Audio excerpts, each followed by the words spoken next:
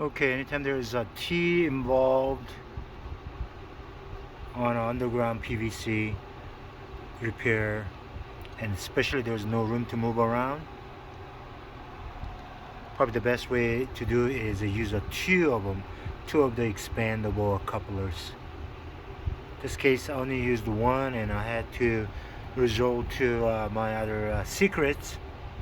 but yeah, two is advisable, and plus dig the ground a little bit wider to make it easier.